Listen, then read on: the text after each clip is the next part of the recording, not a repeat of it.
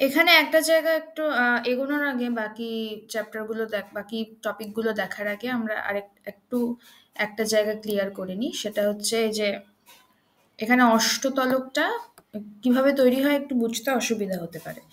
আরেকবার আমরা এটা একটু দেখে নিই যে এটা হচ্ছে উপরের স্তর আর এটা নিচের স্তর। তো এই যে উপরের এইটুকু, এই স্তরটাকে আমরা ধরছি এভাবে, যে ধরলাম এইভাবে, এই যে এইভাবে আছে, ঠিক আছে? আর এই যে নিচের স্তরটা আছে এটাকে এভাবে ধরলাম, নিচের স্তরটা এভাবে আছে, ঠিক আছে? তো এখানকারই এর পাশে এরকম আছে আর কি, পাশে সিমিলার যে গোলকগুলো আছে এভাবে আছে। আর এই যে নিচের স্তরের যে গোলকগুলো সেগুলো এভাবে আছে। মানে এটা একটা এরকম তল বা স্তর বলতে পারি গোলক বা পদার্থের, আর এটা আরেকটা স্তর এভাবে আছে ধরে নিলাম।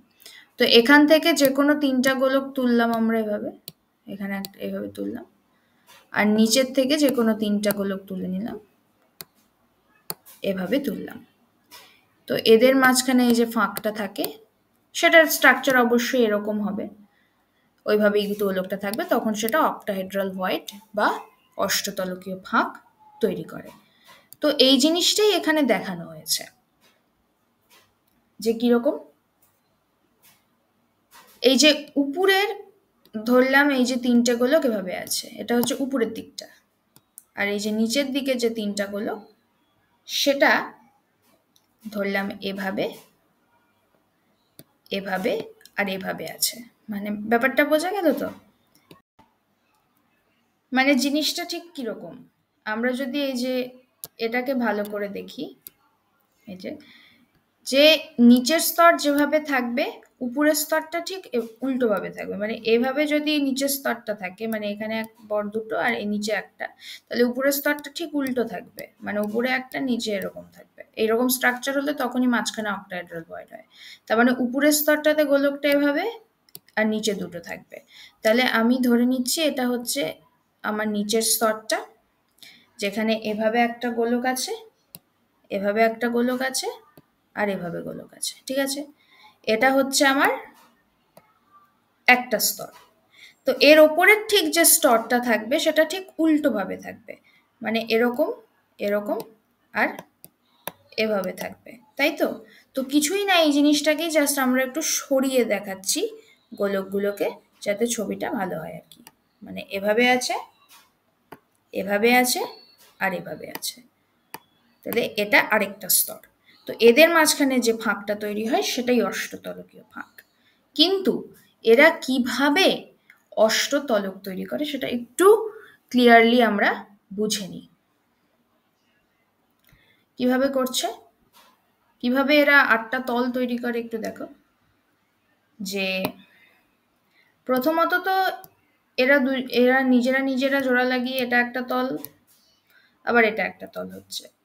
এবার এটার সাথে এটা জোড়া লাগলে একটা তল হচ্ছে, আবার এইটা আরেকটা তল হচ্ছে। বোঝা যাচ্ছে তো? তাহলে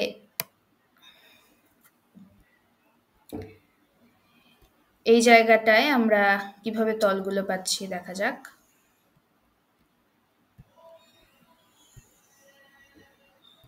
একটু ডিস্টার্ব হচ্ছে, 1 মিনিট।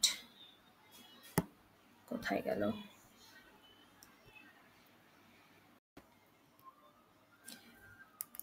মানে এই একটা তল, এই একটা তল, আবার এরা যদি জোড়া লাগে এটা একটা তল, আবার এই যে এইটা, এইটা আর এইটা, এই যে এরা তিনজন জোড়া লাগিয়ে আরেকটা তল, এটা একটা তল, এটা একটা তল, এটা একটা তল আর এইদিকে একটা তল, তাহলে উপরে চারটা হলো। নিচে কিভাবে হবে? এই যে এটা একটা তল, এটার সাথে জোড়া লাগলে এটা একটা তল, এটার সাথে যদি এটা জোড়া লাগে এই পাশে একটা তল আর এই পাশে একটা তল, তাহলে এভাবে চারটা হলো। বোঝা গেল কিভাবে হলো চারটা তল? এইখানে একটা আছে, এখানে একটা আছে, এখানে একটা, না মানে আমি স্তর অনুযায়ী দেখাই, এটা একটা স্তর, এটা একটা স্তর, এটা একটা স্তর, আর এই পাশের স্তরটা এভাবে আছে তিনটা গোলক। এভাবে 6টা গোলক কিভাবে অষ্টতলক তৈরি করছে? এদের দুজনকে যদি জোড়া লাগাই এটা একটা স্তর হচ্ছে, এটাকে আর এটাকে যদি জোড়া লাগাই এটা একটা হচ্ছে, এটাকে এটাকে এটাকে জোড়া লাগিয়ে এই হলো 2 নম্বর। এবার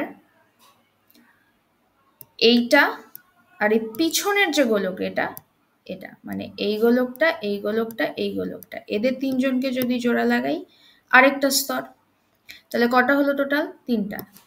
এটা একটা, পিছনের এটা দুটো, এই পাশের এই গোলকটার সাথে 3টা, আর এবার যদি এই গোলকটা এই গোলকটা আর এই গোলকটা যদি জোড়া লাগাই তাহলে এই এই এদের যে তলটা তৈরি হচ্ছে এপাশে সেটা হচ্ছে 4 নম্বর তল। নিচে কিভাবে তল তৈরি হচ্ছে? নিচে এটা